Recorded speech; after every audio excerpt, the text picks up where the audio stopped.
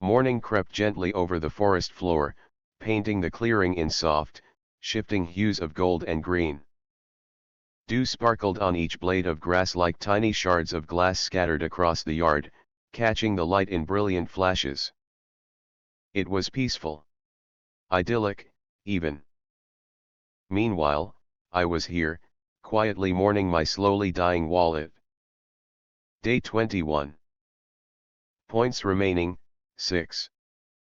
I really should have had far more points by day 21. But those animals were just too cute and too much fun to watch. I'd ended up donating a few points here and there just to keep them fed through the leaner moments when natural food seemed scarce. It was an expense I genuinely couldn't afford, yet one I couldn't bring myself to regret no matter how hard I tried. Alright. I steeled myself mentally, I need to be more frugal starting today.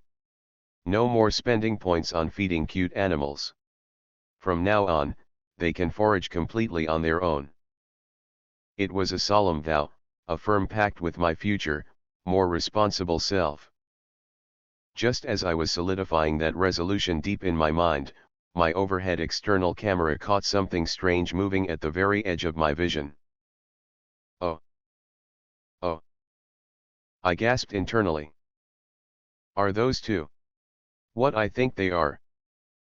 In the distance, two figures emerged from the dense forest line, pushing past low-hanging branches and stepping boldly into the open clearing. They were humanoid creatures, with green skin, small bodies roughly the size of human children.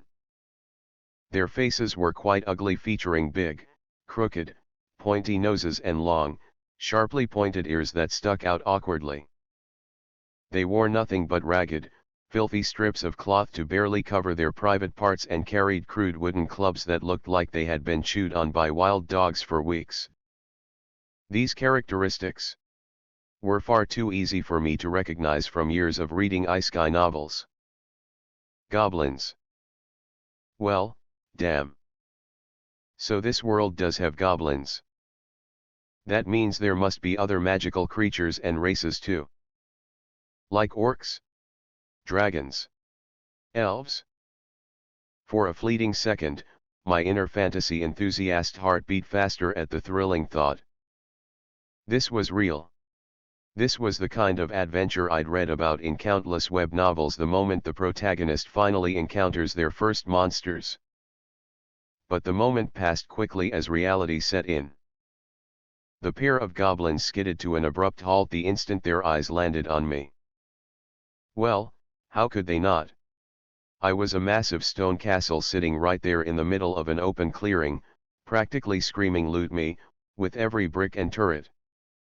For one breathless heartbeat, the entire world seemed to hold perfectly still. The birds stopped singing mid-note. The wind itself seemed to hold its breath. The only sound was the faint rustle of leaves as the goblins shifted their weight nervously. Then, "Ga-a-a-a-a-a-r-r."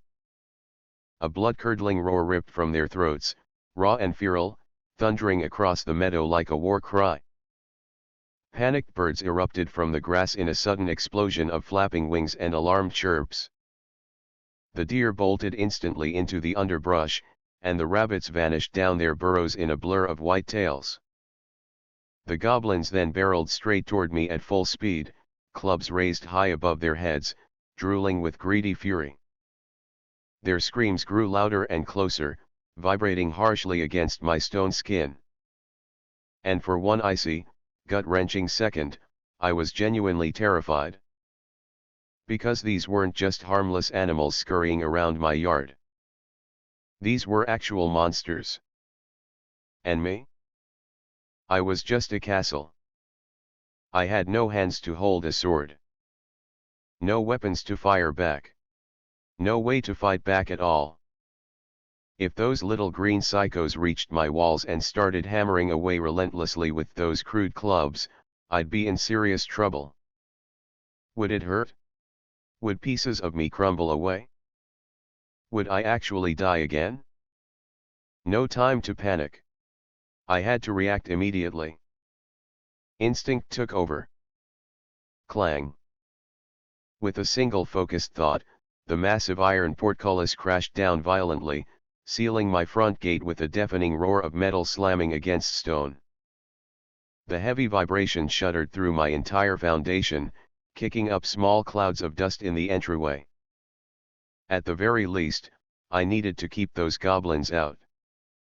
I had to protect my precious animals living inside. But then, 20 minutes later, I was still standing tall, utterly unscathed. Thwack. Thwack thwack. Ha ha. That tickles. I laughed silently to myself. The vibration of their frantic blows felt like nothing more than gentle taps against my thick stone structure. The idiots were pounding away at my walls with every ounce of their pathetic strength, but it didn't even register as damage. Not a single scratch. Not a single chip of stone flaked off. These goblins were laughably weak. At last, the initial tension drained away completely, replaced by a long, mental sigh of pure relief. Ha ha. I couldn't believe I'd actually been afraid of these worthless little pests. Still, the pair stubbornly refused to quit. They leaped futilely at the vertical stone, clawed desperately at the wall with their blunt, dirty nails, and even tried to scale the surface like drunken spiders on a bad day. At one point, one goblin hoisted the other onto its shoulders in a wobbling, ridiculous human pyramid, arms flailing wildly as they struggled to reach higher. Of course, even doubled up, they were nowhere near tall enough to crest my 3 meters walls. I was invincible. Watching them now felt less like a serious battle and more like observing a pair of green ants performing strange little tricks to entertain a bored god. It was almost endearing, in a pathetic sort of way. But then, the mood shifted dramatically for the worse. One goblin shuffled closer to my wall, thrust its hips forward shamelessly, and a stream of yellow liquid splashed noisily against my stone. Seriously? Is this fucker really peeing on my walls? Oh come on. Seeing that, the other goblin immediately joined in with gleeful enthusiasm. Now both were peeing on me. This is so unacceptable.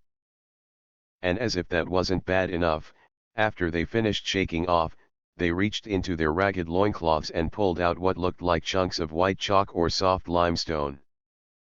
With cackles that sounded like brain-dead hyenas, they began scribbling and drawing dicks all over my castle walls. AAA. Damn it! You goblins! How dare you not only piss on me but graffiti on me too? You are courting death. Since these morons couldn't climb my walls anyway, they clearly thought they were perfectly safe. They thought I was just an ordinary, defenseless building. Well, let's see how brave they are when the building actually fights back. A deliciously wicked idea sparked brightly in my mind. If they wanted inside so badly, who was I to deny them? How about I teach them a proper lesson they'll never forget? So, I focused my will firmly on the gatehouse. Open gate.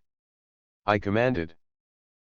At my command, the heavy iron portcullis groaned loudly and began to rise once more. I raised the portcullis. Grind. Clank. Goro. Goro. Mimi ya da da.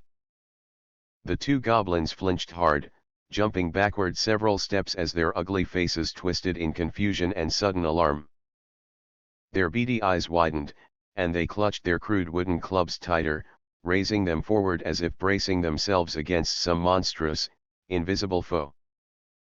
Their scrawny green limbs trembled visibly.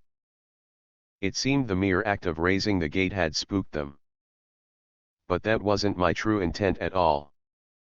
My real goal was to lure them inside. So I waited patiently. I allowed their fear to linger in the air, just long enough for curiosity and greed to begin creeping back in. And it did.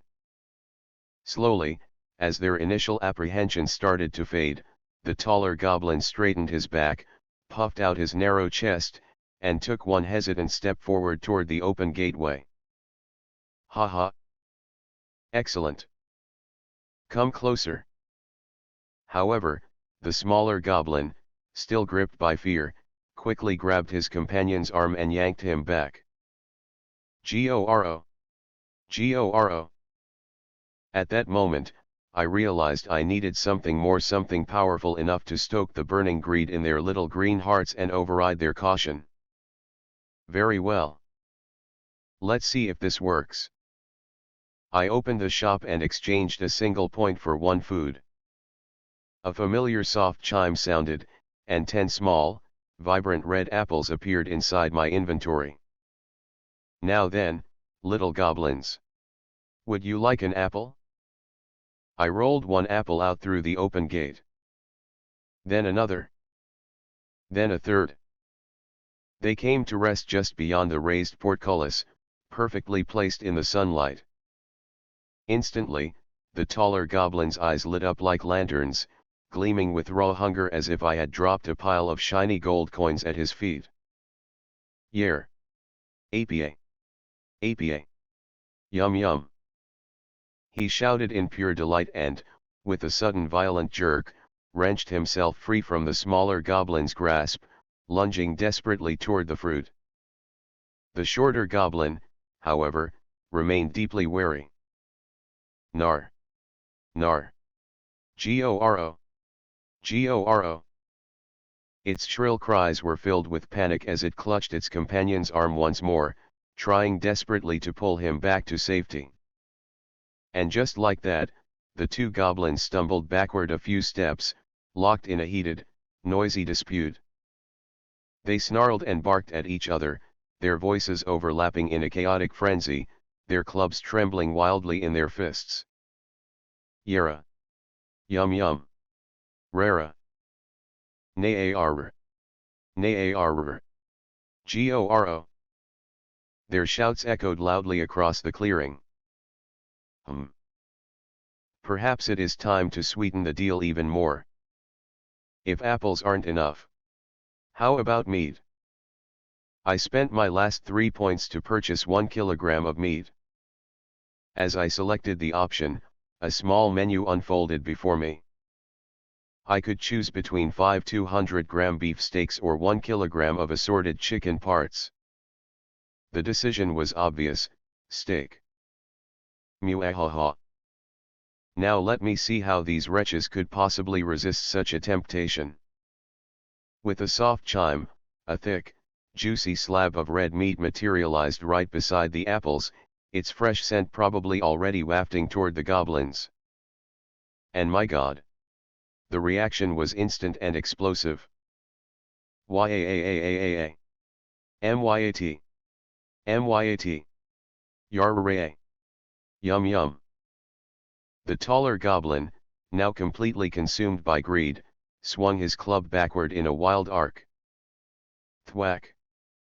And smashed it straight into the smaller goblin's head with brutal force. The smaller one yelped in pain and crumpled instantly to the grass.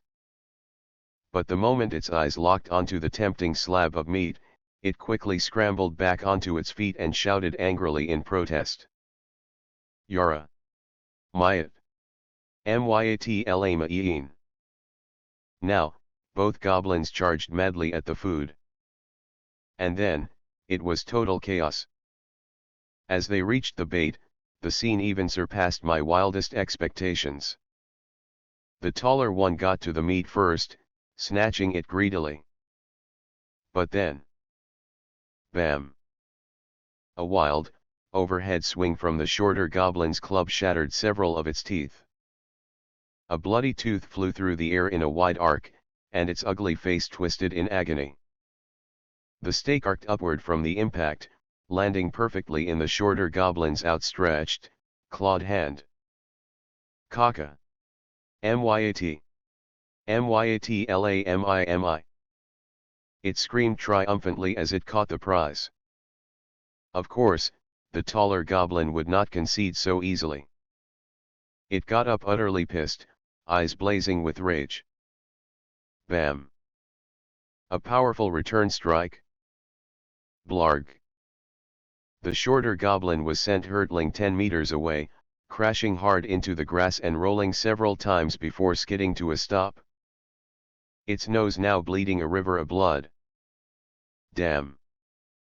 This is so fucking crazy. It's messed up. After all, who could have thought that a single piece of bait would incite them to turn on each other with such savage ferocity? And just like that, the two greedy goblins engaged in a vicious fight to the death right in front of my gate. Bam! Thwack! Bam! Blood spurted from fresh wounds, and more teeth flew through the air like tiny white projectiles. The taller goblin appeared stronger and bulkier, but the shorter one moved with far greater speed and agility, dodging and countering with surprising quickness. I found myself secretly favoring the smaller, faster combatant though. Eventually, the brutal fight reached its dramatic climax. With a swift dodge to the side, followed by a club swing of astonishing speed. Thwack! The shorter goblin struck the taller one squarely in the face, the impact so violent it dislocated its neck with a sickening crack. Its head spun a full 360 degrees in one grotesque motion. And then, its body fell onto the ground with a thud, convulsing a few times before it truly died. The sheer brutality of the scene was staggering. Holy! Even as a castle, I was genuinely shocked. The smaller goblin panted heavily, chest heaving, as a wide, triumphant, and utterly deranged smile spread across its bloody face. A guttural, victorious scream tore from its throat. Yara a. Ding! A level 8 forest goblin has been killed within your territory. Obtaining loot from the fallen creature. Success. The notification left me stunned for a moment. Wait, what? So you're telling me that if any creature dies within my territory, I can automatically loot it? Hell yeah! As the system did its job, the corpse of the fallen goblin glitched out, dissolving rapidly into shimmering light particles that floated upward and away. Even its crude wooden club disintegrated along with it. Ding! Obtained, 1 goblin corpse. Obtained, 1 wooden club. Obtained, 1 tattered cloth. I immediately checked my inventory and confirmed their arrival with growing excitement. I wondered what I could actually do with the goblin corpse. Goblin corpse. Description: the corpse of a fallen goblin. Can be processed or sold to the system for a small amount of points. If not processed within 24 hours, it will automatically be sold to the system. This finally answered a lingering question I'd had since my reincarnation. One reliable way to earn more points was simply by selling monster corpses to the system. I knew the goblin corpse might have more valuable uses than just selling for points, or could potentially sell for even more if I could somehow process it first. But since I currently lacked any means to butcher, skin, or refine it, selling it seemed like my only practical option for now. System. I called out eagerly. I want to sell the goblin corpse. Calculating amount of points. Completed. You can sell the corpse for 24 points. Would you like to proceed? Hell yeah. I couldn't believe it. A whopping 24 points. Given that my castle core only generated 1 point per day, this single sale felt like advancing nearly a full month forward in progress. But before confirming, I hesitated. I couldn't fully trust the system to offer a fair price right away. Of course, such a scamming system would never give me the best deal on the first try. I decided to try haggling a bit just to test it. But turns out, the pay was completely fixed. There was no room for negotiation. At least not for now. Alright then, sell it. My order was processed in a heartbeat. Ding. Item sold, Goblin Corpse. Obtained, 24 points. Points remaining, 24. Now, what about the cloth and the club? Can I sell those too? Turns out, I could. The club was worth a measly 1 point. Given that the wooden club available in my weapon shop cost a whopping 10 points, this seemed like such a rip-off at first glance. However, as I checked the detailed stats of the Goblin's club, I instantly saw why it was valued so low. Wooden club. Type, weapon, normal. Rarity, trash. Description, just a trash weapon. Effect, none. Special effect, none. It didn't even increase any holder stats or grant any special skills.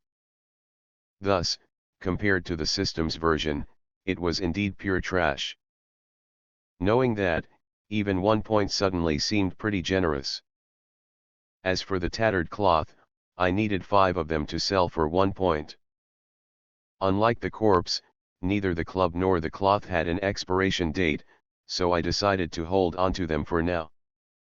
After all, I could sell them whenever I wanted or perhaps find another use for them later. And so, with the loot neatly sorted, my attention shifted back to the remaining goblins still alive inside my territory. Damn. Look at you. Aren't you a relentless little glutton? How fascinating. The little guy didn't even seem to notice that his companion had completely disintegrated into light. His gluttony for the meat had completely overwhelmed whatever tiny amount of reason he possessed.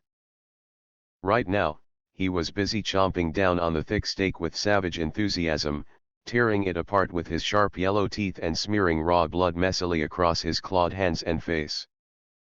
Absolutely barbaric. Then he shoved all 3 apples into his mouth at once, eating as if he hadn't had a proper meal in weeks, juice dripping down his chin. After finishing every last scrap, he did a little twisted, celebratory dance, hopping from foot to foot. But soon he was growling again, prowling restlessly around my territory. He lifted every loose rock, checked every vine and blade of grass, probably still searching desperately for more food. I see. So you're still hungry, huh? I smirked to myself. Unlucky for you, I'm hungry too. Now that I knew goblins could be a surprisingly good source of points, how could I possibly let him get away? Especially now that he was already deep inside my territory. Mewahahaha. I suddenly felt like some powerful demon lord, scheming something deliciously evil from the shadows of my own castle. But the real question was, how the hell do I kill this guy now? The other goblin had been killed in their own fight, but this one was completely alone. It wasn't like another creature would just conveniently appear and do the dirty work for me. Right? I thought for a second. Oh wait. There is. Isn't there? A whole army sleeping inside my castle at the moment? With that brilliant thought, I opened the door to the main hall and dropped another tempting piece of meat to lure the goblin deeper. As expected, he took the bait instantly. Yar. Myat. He shouted happily, waddling unsuspectingly into the hall. He snatched up the steak and sank his teeth into it with greedy abandon. Kaka, eat up. Eat up, you little bastard. Because this is going to be your last meal. I dropped another piece a bit further in. Then another. Slowly and calculatedly, I lured him deeper inside. And down. Straight into my basement of darkness. Now then, goblin. You become my loot. Slam. I slammed the heavy basement door shut behind him with a resounding bang. The goblin startled violently. He finally realized he had been trapped.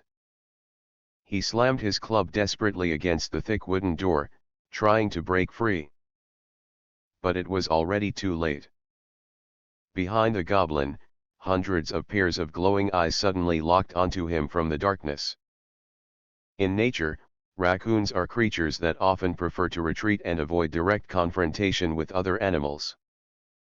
But when it comes to defending their territory, or their young, that's an entirely different story. Needless to say, what happened next was brutal. The goblin fought back valiantly at first, swinging his club wildly and snarling. But the raccoons were far too many. He was quickly overwhelmed by sheer numbers. His screams of agony echoed loudly through my empty halls as his body was torn apart, limb by limb. A truly terrifying death. The raccoons had made a complete mess of the second goblin's corpse. Between the blood splatters, deep bite marks, and torn flesh, the system deducted a noticeable quality penalty. After selling the remains, I only netted 18 points this time. That brought the total from the two goblins to 42 points. On the other hand, 3 raccoons had sadly died in the fierce fight. Rest in peace, little ones. Of course, I looted them as well. Each one fetched a modest 2 points. So, in total, 48 points. Cha-ching. That was a lot, almost half of what I needed to upgrade one of the shops. And considering it had only cost me 4 points in bait to set the whole trap, the return on investment was absolutely insane. Points remaining, 50. Damn. Now this is good business. But, ugh. When it came to the ethical side of things, I still felt deeply uneasy. Every time I replayed the violent scene in my mind, a cold chill ran through my stone foundations. Watching a living goblin get torn apart by a swarm of frenzied raccoons was honestly terrifying. On the other hand, I felt genuinely bad for the raccoons too. They were just enjoying a peaceful daytime sleep in their dark basement den when a monster had suddenly invaded their home. They hadn't asked for this war. Still, if I wanted to grow stronger as fast as possible and actually make meaningful progress in this new world, this was something I would have to learn to accept. Because what if, once I reached a certain level, I could evolve into something far more powerful?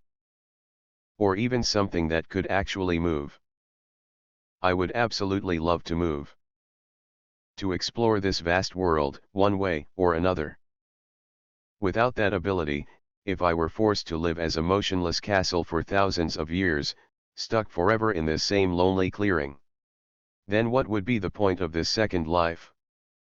I didn't know what the future held. I didn't know if I would ever gain the power to move or transform. But at the very least, I had to try.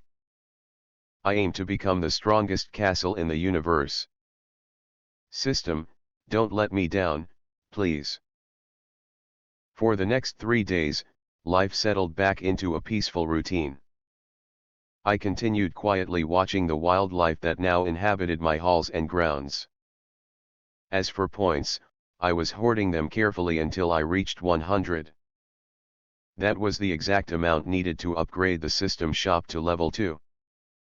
System shop level 2 upgrade. Requirement, Castle Core level 1. Upgrade cost, 100 points. Prerequisite, required for other shop upgrades.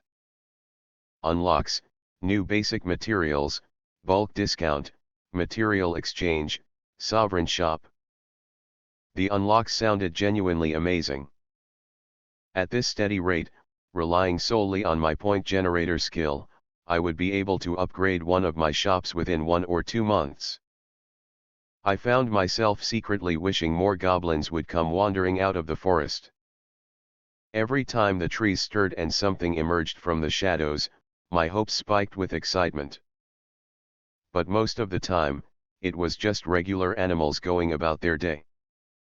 Either way, I couldn't help but wonder.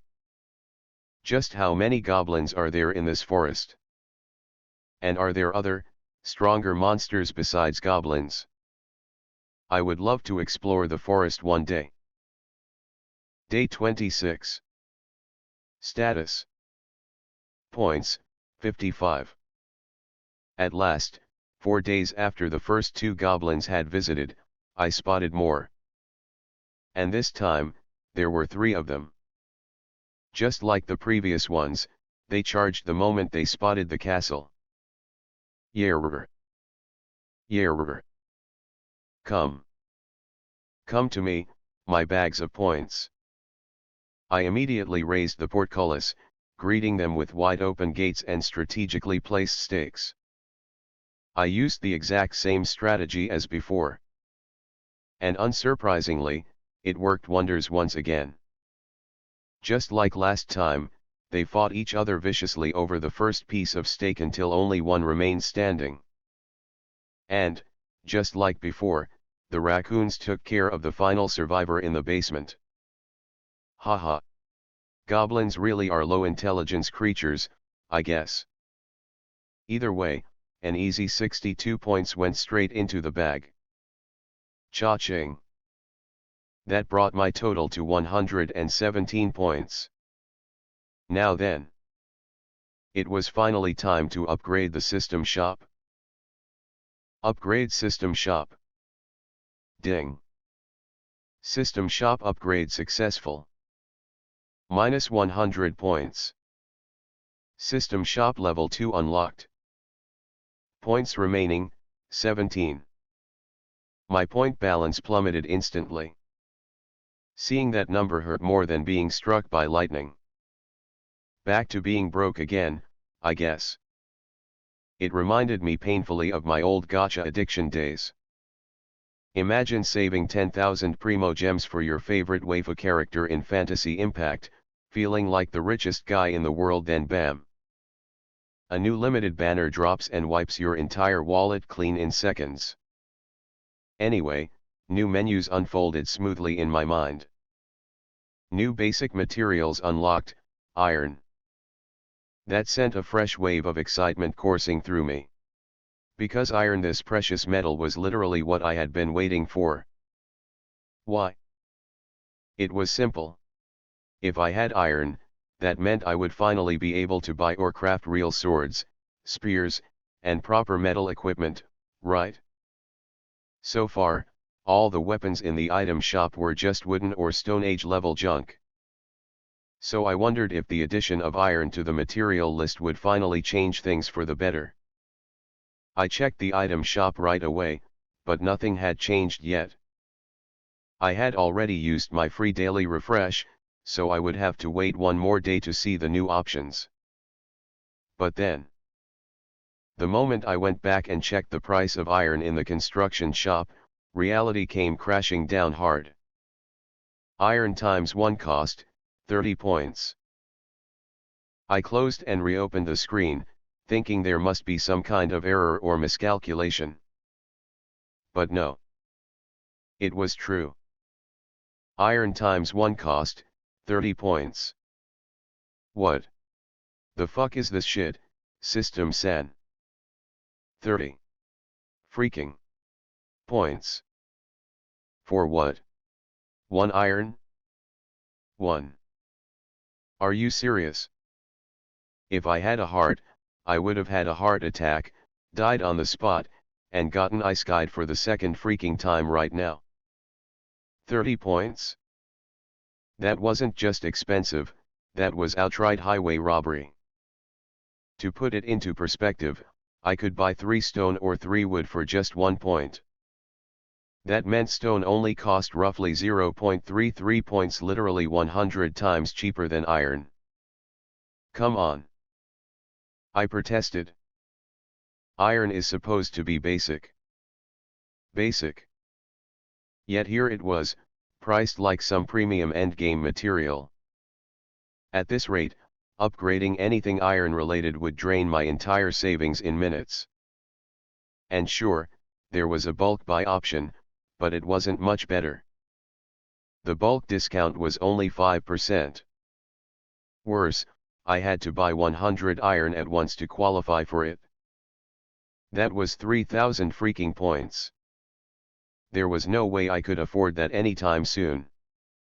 I let out a mental sigh. Thinking about it, this was the system doing the pricing. This greedy, scamming system. What the hell had I even expected? Haha. I laughed bitterly to myself. After all, it was clearly designed to squeeze every last point out of me. In the end, my protest did nothing.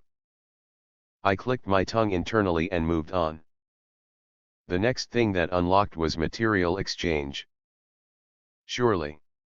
This would be useful, right? Material exchange. 2 stone rightward arrow 1 wood. 2 wood rightward arrow 1 stone. 1 food rightward arrow 3 wood. 10 wood rightward arrow 1 food. 1 iron rightward arrow 60 wood. 150 wood rightward arrow 1 iron. If I converted stone to wood, I would literally be losing 50% of my point value right there. And considering that 1 iron was originally equivalent to roughly 90 wood in terms of point value, using this exchange would mean taking a massive loss. In the end, it turned out to be yet another disappointment. Honestly, what was even the point of this feature? But then, later on, as my initial frustration faded and I was finally able to think more carefully, I realized my oversight. Of course, the material exchange would be more expensive than buying resources directly with points. At first glance, it felt like the system was outright ripping me off. But in certain urgent situations, this feature could actually prove useful. For instance, if I ever found myself in desperate need of a single iron ingot to buy or craft something critical, an iron wall reinforcement. For example, then the material exchange would allow me to overpay and get the job done immediately, instead of waiting weeks for resources to slowly accumulate through the generator. And beyond that, a high point cost didn't necessarily mean a resource was bad value. In fact, it could be a good thing. If the area around me ever turned out to be rich in iron, say, with nearby veins or abandoned mines that I could somehow exploit cheaply, then iron would become abundant and cheap for me. In that case, I could exchange the surplus for other, scarcer materials at a favorable rate.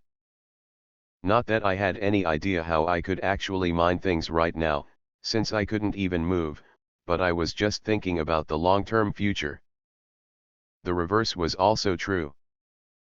If iron could only be obtained through the system and nowhere else in the wild, then its intrinsic value would be far higher than I had initially assumed. In that light, the steep price actually made perfect sense. After all, pricing was always about supply and demand. And more importantly, wasn't the ability to turn one material into something completely different already absurdly convenient? And so, with these points in mind, suddenly the material exchange feature I had just unlocked no longer felt completely useless. But still, it wasn't something I had any practical use for at the moment. Oh, right. I almost forgot. I suddenly remembered. There was one more thing unlocked when I upgraded the system shop. The Sovereign Shop. I couldn't help but wonder. What exactly was that supposed to be? I opened the Sovereign Shop and scanned the list. Turns out, this shop was entirely dedicated to managing my future citizens. Through this shop, I could obtain some really nice things called sovereign skills. Right now, my Sovereign Shop was only level 1, but it already presented me with 5 incredibly promising skill options. Eye of the Overlord. Type, passive. Description, a passive skill that allows you to observe the basic status of any citizen under your rule. You can also see the general info of any creature or item inside your territory.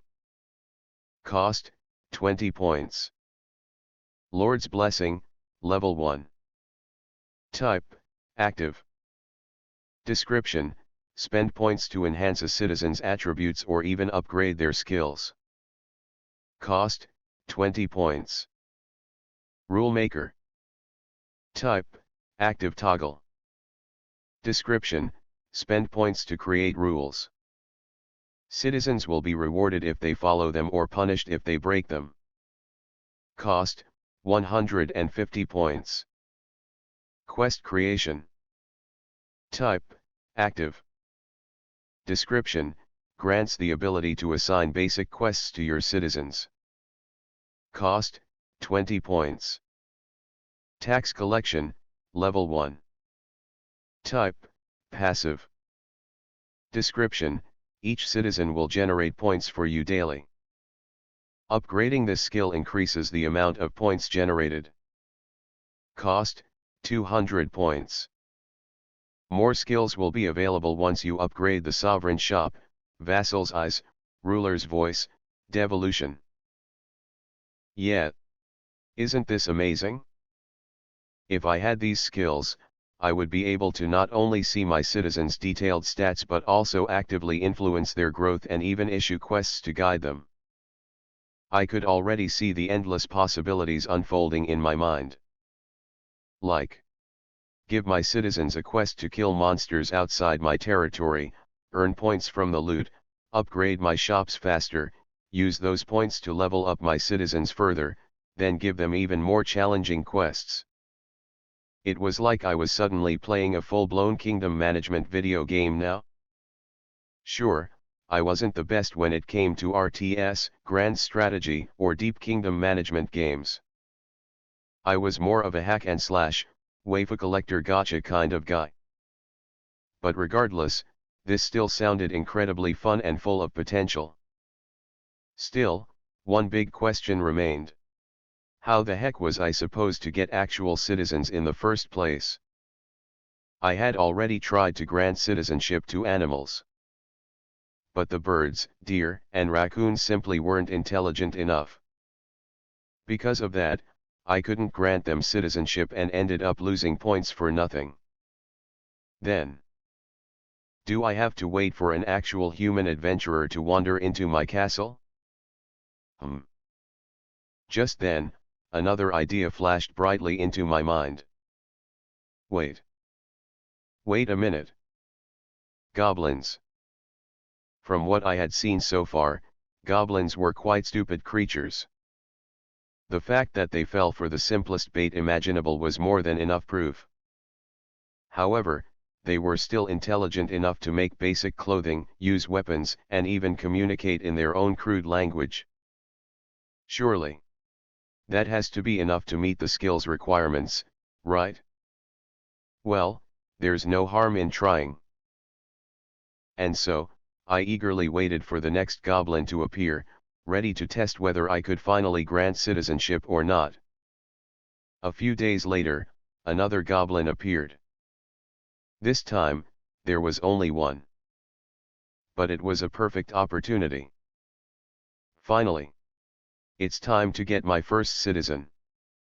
Shortly after, I was already focusing intently on that little guy, who was happily sinking his teeth into the fat piece of steak I'd used to lure him deeper into my territory. Alright, system. Grant this dude citizenship. Ding. Would you like to use citizenship granting on level 7 Forest Goblin? Cost, 6 points. What? I was confused at first. Previously, granting citizenship to animals had only cost 1 point. But this time, it costs 6.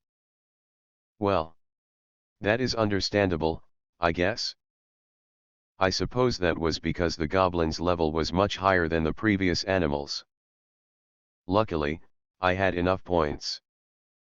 Points remaining, 20. So, I gave my approval. System, just do it. And the system complied. Attempting to grant citizenship to level 7 Forest Goblin. As the skill activated, the goblin froze in place, then glitched slightly for a few seconds, similar to how the animals had reacted when I tried before. Come on. Come on. I was super nervous. Anxiety shoot to my roof. For some reason, this reminded me of those monster catching games, where you throw a ball and then pray to every god you know that the capture succeeds. Surely. I wouldn't need to beat this goblin half to death before granting it citizenship, right? 5 seconds later, the notification came. Citizenship granting failed. Reason: the target lifeform is intelligent enough. But affinity is too low, it will not voluntarily submit to you. Hint: citizenship granting requires recognition of the sovereign. Points remaining, 14. In the end, it was another failure. Another 6 points went straight down the drain. The goblin stubbornly refused to become my citizen, so I sent it to the raccoons and got back some points from selling its corpse. However, as they say, failure is the mother of success. I was actually able to obtain some important information this time. It seems the requirements for citizenship granting were stricter than I first assumed. The target must be intelligent enough. The target must be aware of my existence and have sufficient affinity toward me. The target must be able to recognize and willingly accept me as their sovereign. And as I thought about it more carefully, it actually made perfect sense. After all, imagine wandering into an unknown place, and then suddenly some random, invisible voice asks you to become its loyal follower when you don't even have half a freaking idea who, or what, they really are. Would you accept? Yeah. What a pain in the ass. I sighed again. How the heck do I leave a good impression on the goblins now? Do I bribe them with a mountain of food? Well, I could try to become like an unknown god who blesses them with endless food supplies. But how much food would it actually require? 100 steaks per goblin? Or 1,000? It was uncertain. It could very well sink hundreds or even thousands of points just trying to domesticate these guys. Hell, there was no guarantee that food would even work in the first place. But it's not like I could think of any better idea for now, so in the end, I decided to go with it. Alright. Commence Operation Goblin Domestication. But before that, to buy enough food, of course I would need more points. A lot of points, to be precise. So I would need to save up again, probably by killing more goblins first. After all, once I started seriously feeding them, I wouldn't be able to kill them that freely anymore, since doing so might completely destroy any trust in me if they ever found out this Rocky guy had been feeding their friends to LE raccoons. Thus, I set a clear goal in mind: stockpile 300 points first. For the next 3 weeks, I farmed those goblins relentlessly. It seemed like every week, 1 or 2 groups would show up like clockwork to donate points to me.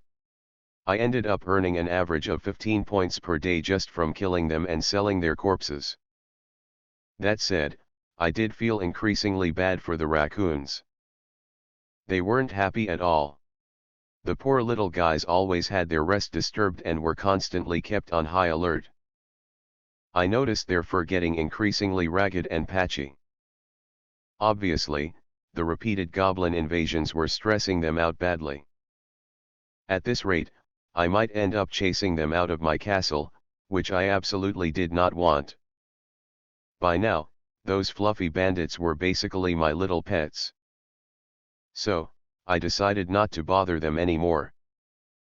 Instead, I came up with another, much cleaner way to kill the goblins. Turns out, it was actually super easy. I could just drop heavy stuff on them from above. Apparently, whenever I chose to release an item from my inventory, I could choose not to place it gently on the ground, but instead drop it. There was a limit, though. I could only drop items from up to 20 meters above floor level. For example, if I chose my second floor, I could drop items from a height equal to the floor height plus 20 meters. Even so, that was more than enough for my purposes. So when goblins came, I simply baited them into my front yard and then bam! 50 kilograms of stone came crashing down from above, crushing them to bits. That was equivalent to 5 units of stone, since one stone turned out to be exactly 10 kilograms. The same principle applied to iron and wood. Thanks to that, the raccoons finally had their well-deserved peace and quiet again. But there was a big problem with this new approach. Because I crushed those goblins so badly, the corpses sold for far less since they were heavily damaged and mangled. Still, as long as I didn't have to bother the raccoons again, I was satisfied with the trade-off. Then, as I kept doing this, another idea came to mind. Instead of crushing them with blunt stones, what if I dropped something sharp? I immediately tried that with the next group of goblins. I bought a wooden spear from the shop. Then I carefully aimed it so that it lined up perfectly with the goblin below. And sploosh! Skewered! The goblin died almost instantly. Compared to my previous method, this turned out to be even better. First, the corpse remained in near perfect condition and could be sold for maximum value. Second, I could always retrieve the spear back into my inventory afterward, so it didn't really cost me anything to kill the goblins. And so, on day 52, I finally did it. I reached my point goal. After selling the corpses, I ended up with a huge number. Points remaining, 336. Now, it was time to get my first citizen. However, on day 53, instead of the usual 2 or 3 goblins, a large group arrived. No fewer than 30 goblins. They didn't enter my territory right away. Instead, they stopped right in front of my gate, shouting loudly and waving their crude weapons. Leading the group was a goblin who seemed much older than the rest. Its face was deeply wrinkled, and its body was covered in strange tattooed paint. It wore all kinds of bone accessories and held a long wooden staff topped with a deer's skull, like some kind of shaman.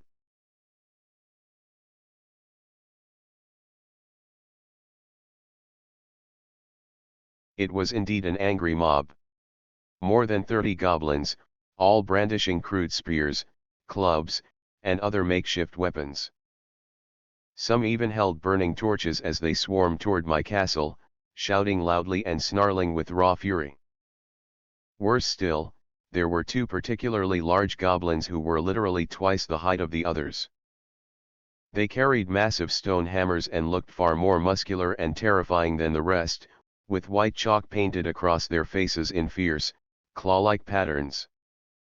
Are those evolved goblins that grow stronger as they level up? Or some special elite type? I wondered. Either way, the sight sent a brief chill through my stone foundations. It reminded me of old fantasy stories, making me feel like I was some kind of evil tyrant facing an angry mob of villagers. Except, well, I wasn't Dracula, and the mob was made of green goblins instead of pitchfork-wielding humans. Of course, I couldn't understand what they were shouting, since I didn't speak Goblish. But I could easily guess the meaning. Did they somehow find out that I killed their kin? But how? Every time I killed a goblin, I made sure none escaped. And as they say, dead men tell no tales. Surely a dead goblin couldn't warn the others. Right? Unless the dead turned into ghosts and returned to their tribe to rat me out? Yeah, that was ridiculous. Probably not. Another possibility was that they had some kind of tracking ability. Now that I think about it, goblins do have unusually large noses. Can they be highly sensitive to smell, like dogs? Can they smell the blood of their own kind, the ones I had mercilessly killed and fed to raccoons? That was a deeply disturbing thought. Or maybe I had simply been careless, and some goblin had witnessed everything without me noticing through the trees.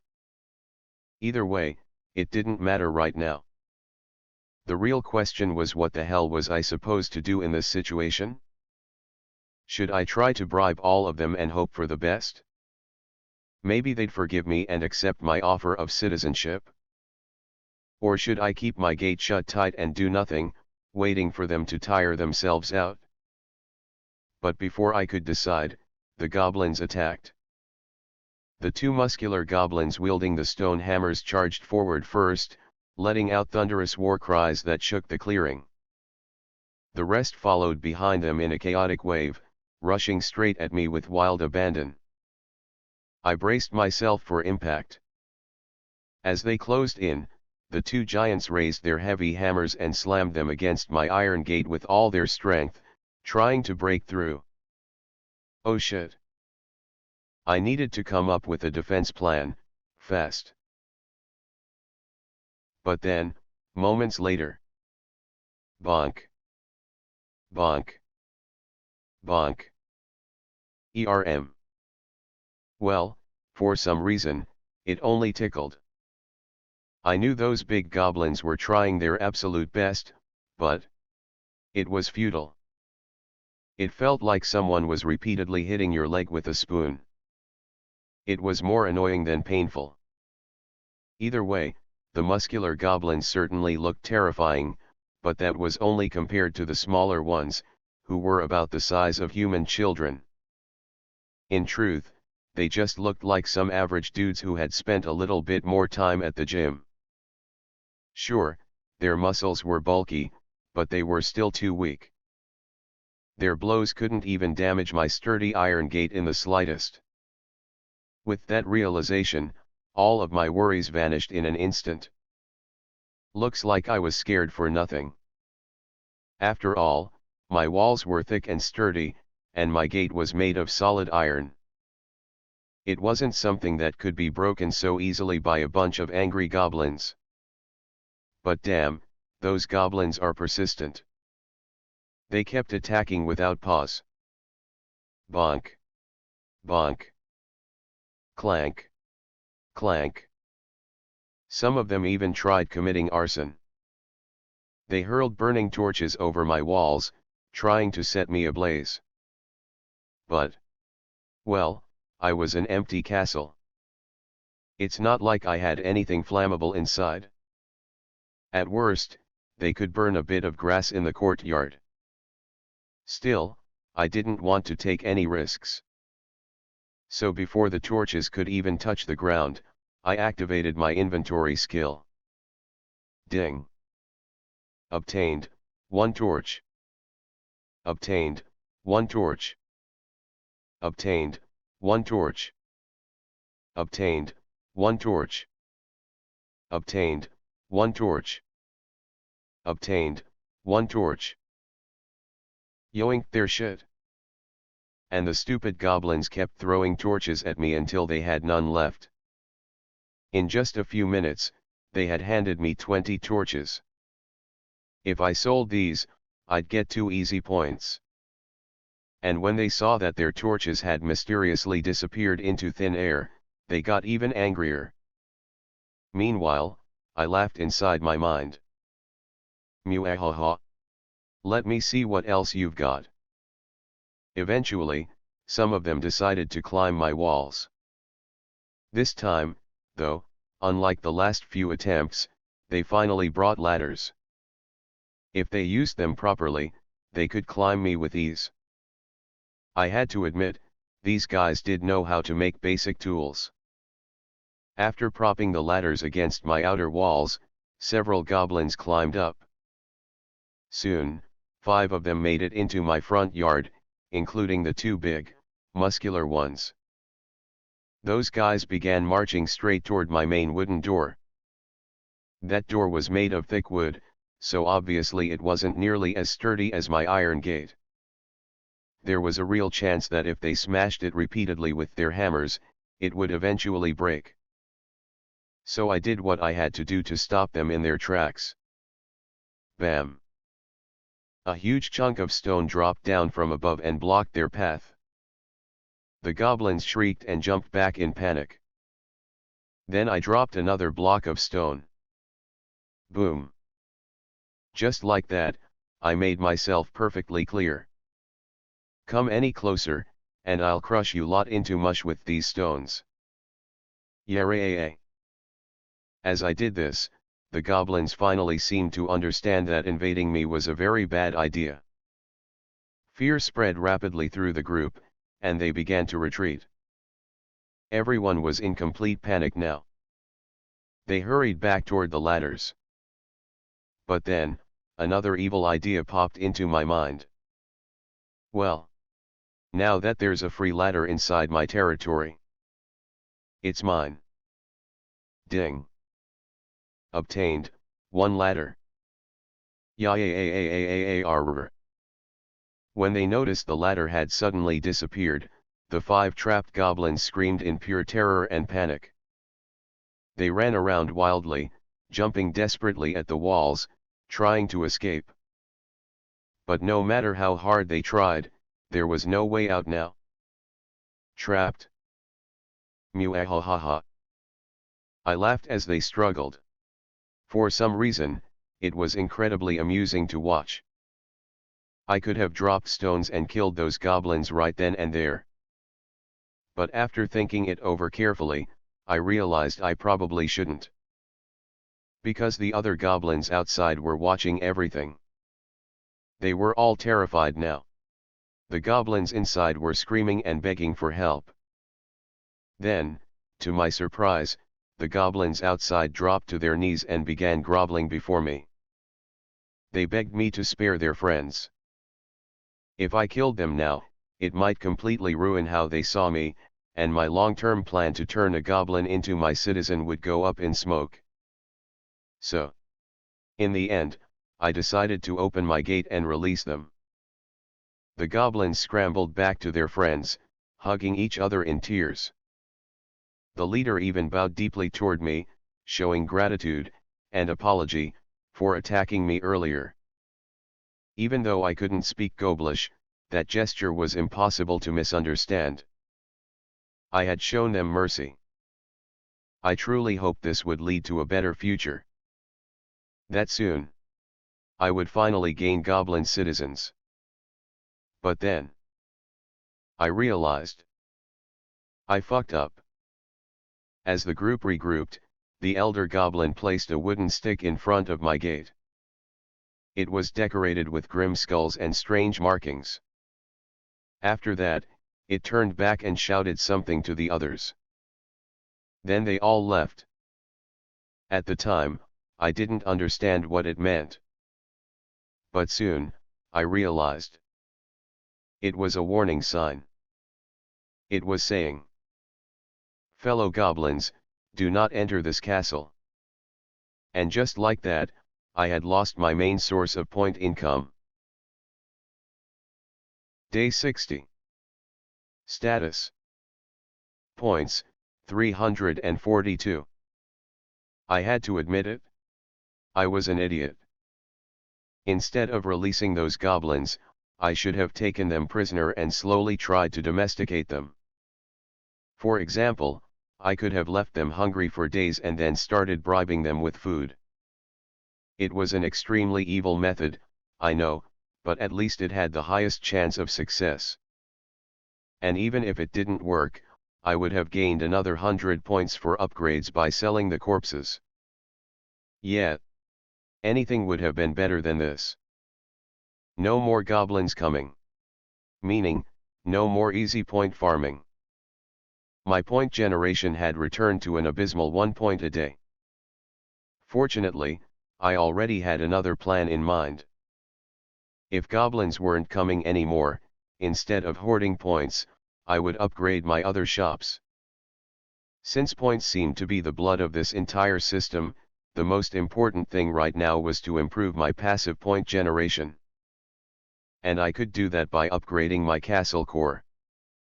Upgrade castle core to level 2. Upgrade cost, 200 points. Unlocks, point generation level 2, 10 points a day. The reason I hadn't done it yet was because I was focusing so hard on obtaining my first citizen. But now, the priority had clearly shifted. Alright, system. Upgrade my castle core. Ding. Purchasing castle core upgrade. Success. Initiating castle core upgrade process. As the upgrade started, I felt my core heating up again, growing warmer and more energetic. Soon, I slipped into hibernation. Reality blurred as I lost consciousness. Day 61. As I regained awareness, I saw the sun rising over the forest, signaling the start of a new day. The day counter had already changed to day 61. I checked my core status immediately. Status: Castle core, level 2. Point generation, 10 points a day. Nice. And not just in the status screen, I actually felt more powerful as well. The size of my core had increased from a tennis ball to a small bowling ball, now pulsating with noticeably stronger, denser energy that flowed more vigorously through every wall and floor. Honestly, 10 points a day wasn't too bad. I would literally get my investment back in just 20 days. And most importantly, I wouldn't have to rely on random goblin visits for points anymore.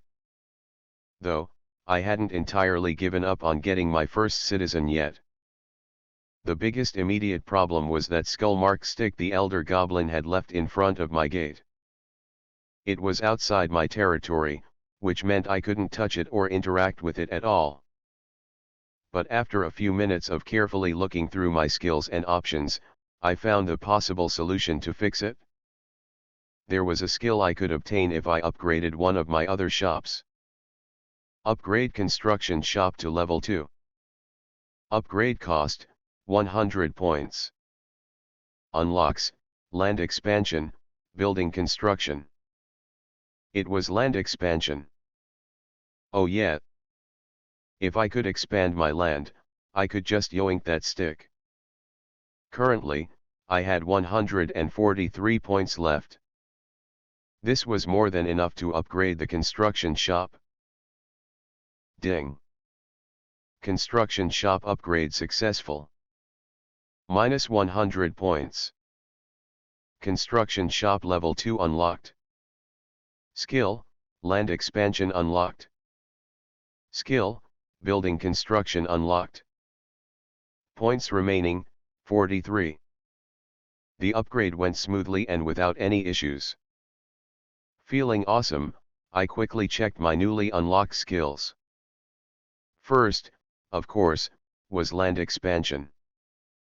Alright, let me see how much bigger I can expand now.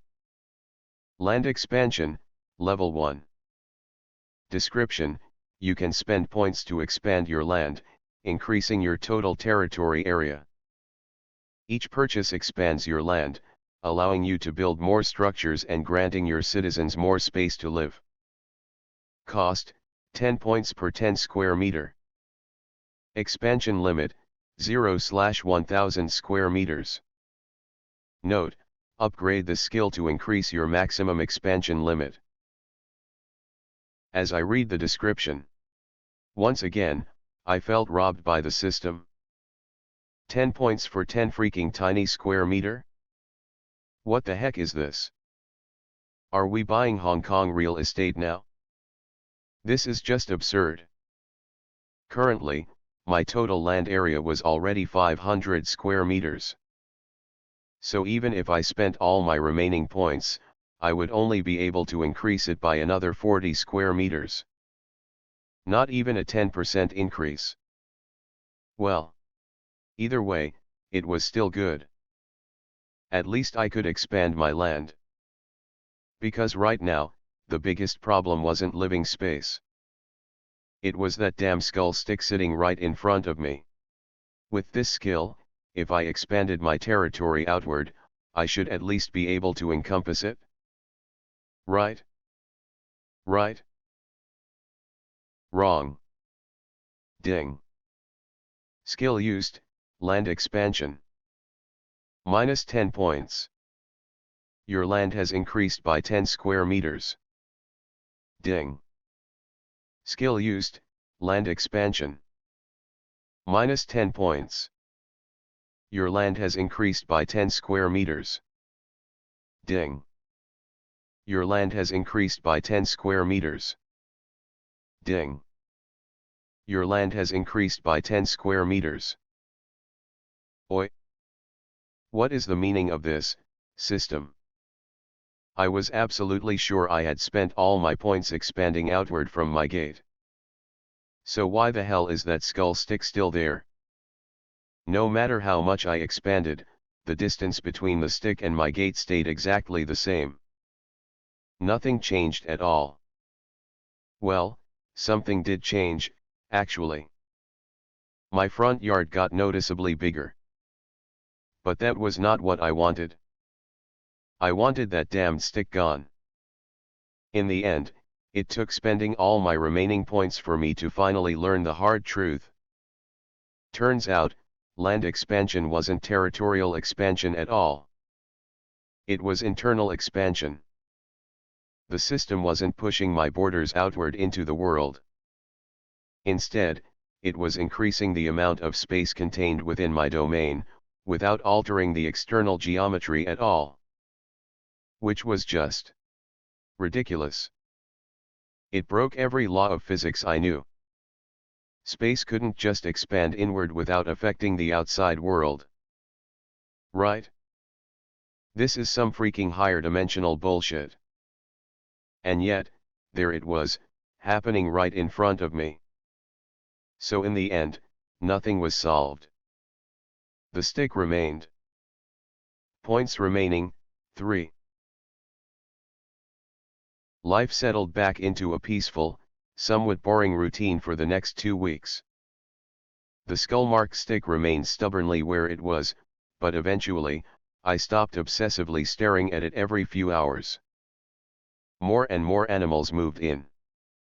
Rabbits bred rapidly, birds nested in greater numbers across my turrets and window sills. The raccoons were happy again, now that there was no goblins disturbing their precious sleep. And soon, I got an achievement for it. Ding. You now have more than 100 animals living within your territory. Achievement unlocked, Wildlife Haven. Plus 20 points. Day 75. Points remaining, 169. With the improved passive point generation, my balance was slowly rising again. 10 points a day made a huge difference compared to the lonely single digit I used to scrape by with. Thus, the next big question was, should I wait to upgrade my castle core to the next level right away, or should I upgrade other shops first? This time, upgrading the castle core to level 3 would cost me a steep 1000 points. But the reward? 100 points a day. Not bad at all. Without any citizens yet, it didn't seem like the item or furniture shops would be of much immediate use. What good was a comfortable bed if no one slept in it? A sharp sword if no one swung it?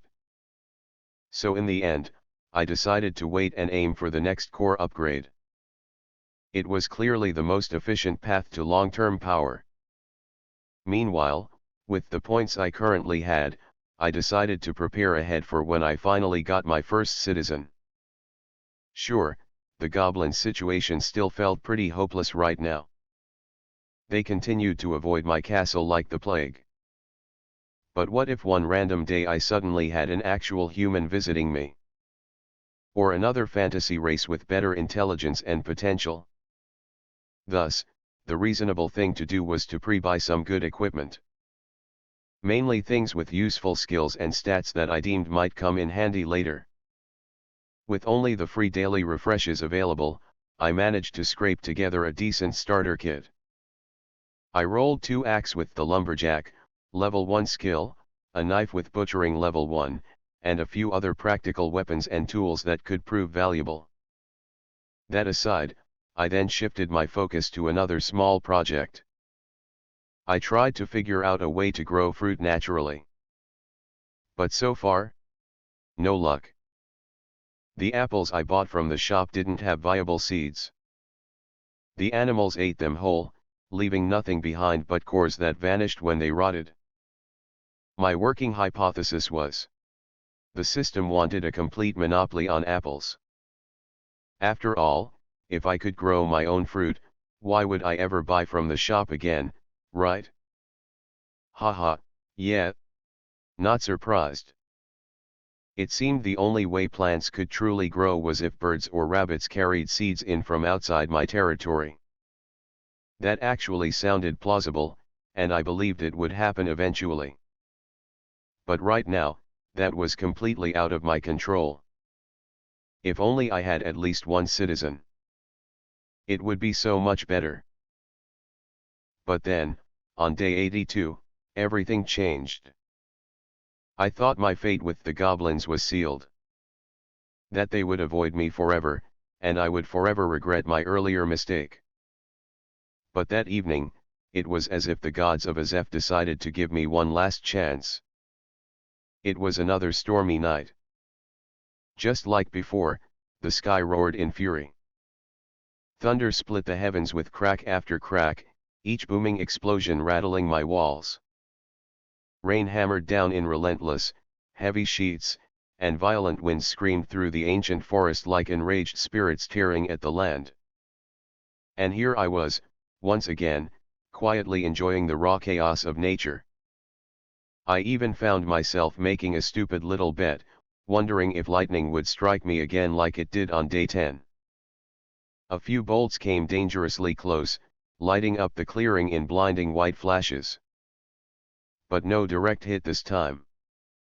That made me pause. Should I build a lightning rod? I mean, I did have iron now. A simple iron pole wouldn't be that hard to make, right? As I was thinking that, my external cameras suddenly picked up frantic movement at the edge of the forest. 2 small figures burst out of the trees. Running. I zoomed in immediately. Goblins. 2 goblins stumbled desperately through the mud, soaked to the bone, slipping and sliding as they ran for their lives. Their breaths were ragged, their movements frantic. Every step screamed pure desperation. For a moment, I wondered what could possibly terrify goblins this badly. Then I heard it.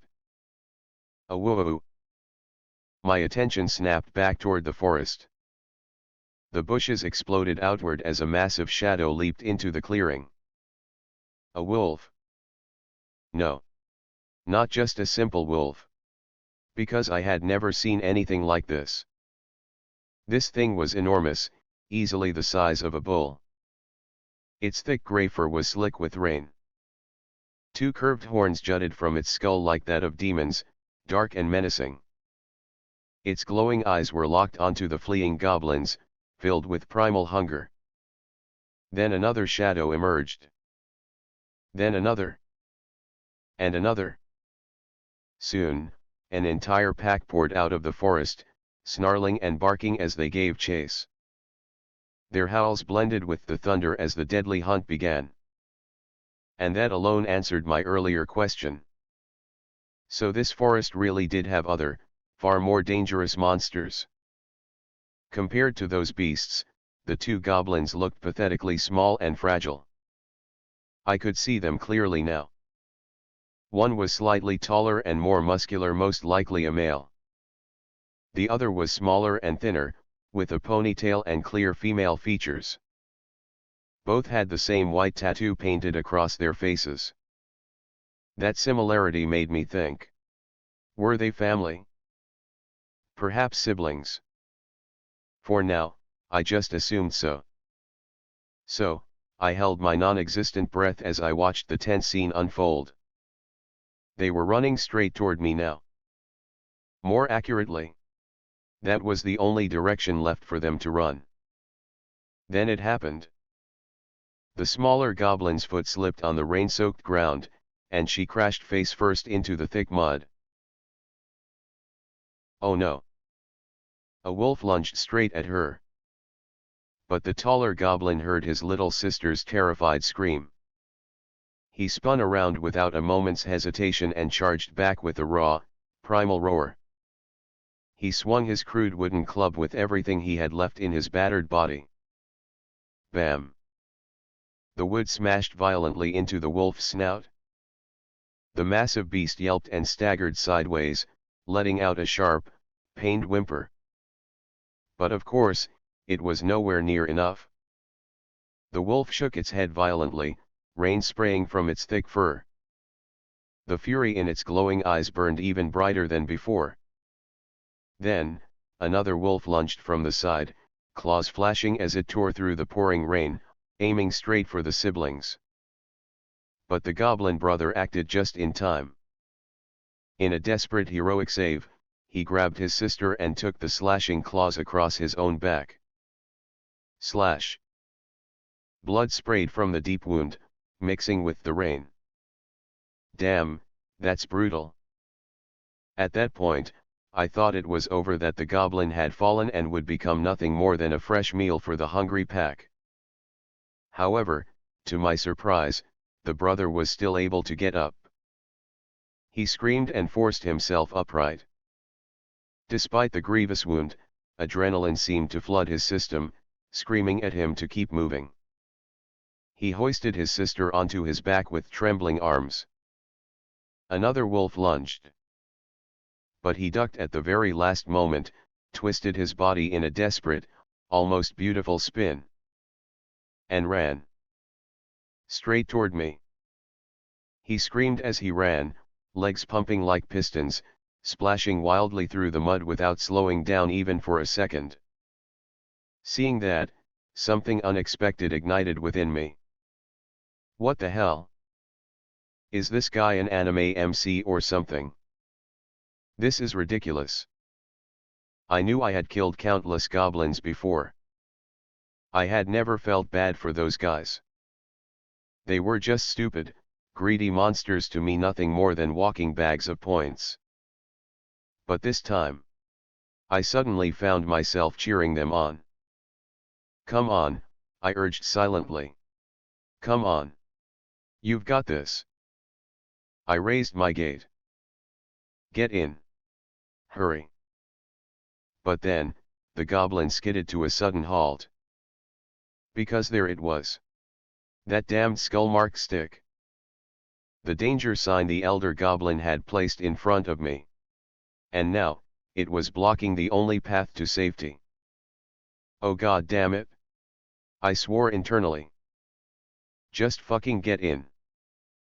Still, the goblin brother hesitated, rain pouring down his face in rivulets, his eyes darting frantically between the ominous warning sign and the snarling monsters closing in behind him. His sister cried out, clinging tightly to his neck, her small arms locked around him, trembling like a leaf in the storm. Behind them, the wolves closed in fast. The goblin brother stood frozen at a terrible crossroads. Death behind him. Fear in front of him. With no time left to think, what would he choose? Yah-yah-yah-yah-rrr. The goblin screamed and ran straight into my castle. Yes. I slammed the gate shut immediately. Clang. However, just as the heavy portcullis was coming down, one wolf lunged forward with terrifying speed and managed to slip through the narrowing gap. It skidded wildly into my courtyard, water spraying beneath its massive paws. Its lips curled back in a savage snarl, drool dripping from its long fangs as it faced the exhausted goblin siblings. Thunder boomed overhead like a war drum. The goblin siblings turned and froze in pure terror, their faces drained of all color. Now, despite their overwhelming terror, the goblin brother still stood his ground. He shielded his little sister with his own body, gripping his wooden club until his knuckles whitened against his green skin. Both of them trembled violently as they faced the monstrous wolf. Even so, he clearly had no intention of dying without a fight. But his body betrayed him first. He had lost too much blood. With a weak gasp, the goblin dropped heavily to his knees, chest heaving as he struggled to stay upright. The wolf answered with a low, rumbling growl and began to creep closer, step by slow, deliberate step. The goblin brother clenched his teeth, forcing himself not to collapse. The little goblin sister suddenly stepped forward and placed herself protectively in front of him. She spread her small arms wide, her thin body shaking as if it might snap at any moment. And yet, her eyes were fierce. It was as if she was saying with every fiber of her being, "If you want to eat my brother, then eat me first." The goblin brother's eyes flew open in shock and horror. And I froze too. I didn't expect such heroic acts from both of them. After all, were these really the same foolish, greedy goblins I had killed so many times before?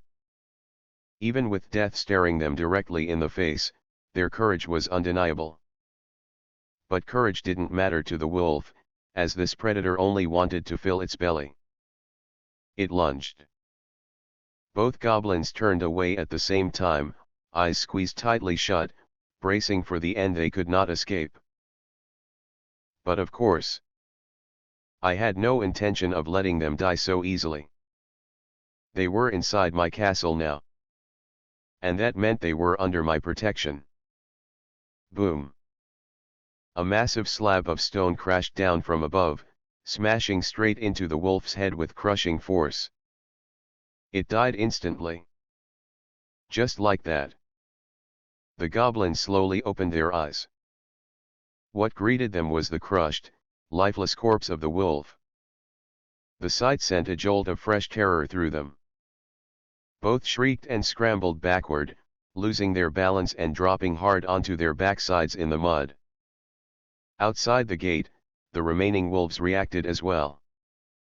Seeing one of their own slain so suddenly and brutally, they whimpered and edged away, teeth bared as they snarled in unease. But fear soon outweighed their aggression. Realizing there was nothing more they could do, the pack released one final, mournful howl before retreating into the dark depths of the storm-lashed forest.